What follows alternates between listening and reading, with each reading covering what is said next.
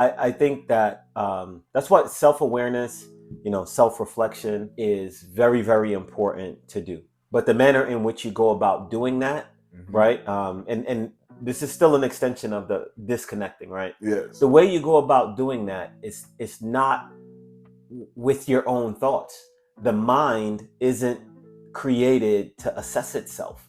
You can't use your brain to assess your brain. It just doesn't function that way. You need an external source, yes, or external sources to be able to like look at you and and say, okay, here's some blind spots, here's some unknowns, right? And I know you're aware of these things, like you're aware of how you look, your skin color and all of that, but there's certain things about yourself and certain behaviors and certain patterns that you may not be able to recognize, because when patterns are automatic in your life, you do them without thinking. Yes. Right. Yes. You do them almost like without perceiving, they're just autopilot. So you need an external source to be able to like reflect on you and reflect on your pattern of thinking and then give you feedback. Right. So that's why writing out your thoughts and writing out your ideas it's a good first step, because then you can actually look at it objectively and say, okay, well, that's not what it sounds like in my head, right? Like, oh, wow, that's what it sounds like in my head. Okay, I definitely need to course correct this thing, right? But again, I go back to the human brain, and mind wasn't created to self-assess and examine itself, right? Like maybe the ancient yogis and those spiritually enlightened people can do it, but most of us, I don't know how to do that, right? Like so you need an external source, and that's where trusted sources, trusted advisors, and people who specialize in that type of work that's why they have those professions, to be able to listen to your perspective and listen to your where you're coming from, and be able to provide you feedback.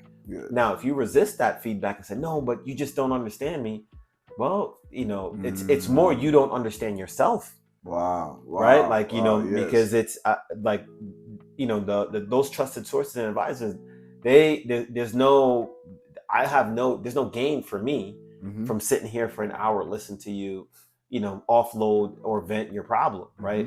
My job is to primarily help you, assist you, and guide you to a solution. Right? And guide you through stuff. Right? If you're resisting and you're like, well, you just don't understand, and okay, no, it's you not willing to accept that that the problem and the solution both reside within yourself. But it resides within it resides in an area within yourself that has not been enlightened yet, and which is enlightened. Like someone needs to shine some light on it. Say, hey, look there, right? And that's where it takes us external to ourselves, where things that happen in our environment are like reminders and poking us that, hey man, there's something inside of you, that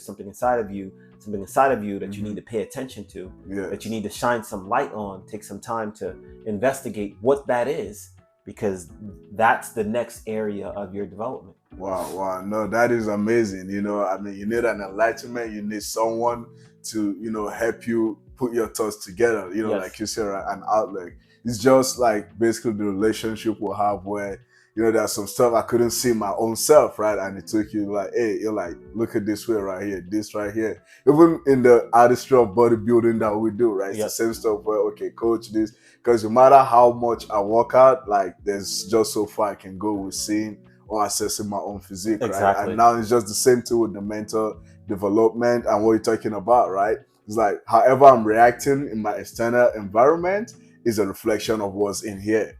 Right. And then definitely you need someone to shine, like, hey man, this is where you're gonna point to. And I mean, to everyone watching this, man, if you need direction for that, go ahead and check out www.deadlyfitbodies.com or listen to our podcast. We definitely have enlighteners that are gonna enlighten you or help you up through going through those stuff. And once again, make sure you subscribe and hit on that button while you're listening to this. Thank you. But no, that is beautiful, man. Man. And the beautiful part of our journey, and to be able to sit here and do this and provide this type of information and guidance, is that we've always stated we don't stand on pedestals preaching down to anyone, right?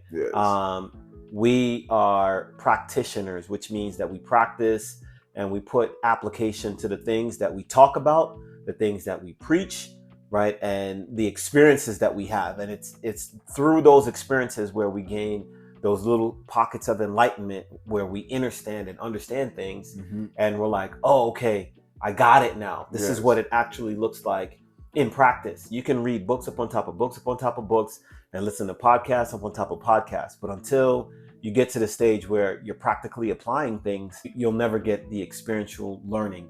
And that's where we're coming from. It's like, as we learn things, we share that information with as many people as we possibly can to help us grow together and collectively, right? Yeah, we're practitioners, man. We don't stand on any pedestal preaching down on anyone, right? So, right, like, you're going through stuff, we're going through stuff too, right? So let's believe, we are in different fashion too. But that is beautiful. All right, wait, before you go anywhere, just go ahead and click the subscribe button. You don't want to miss this next time.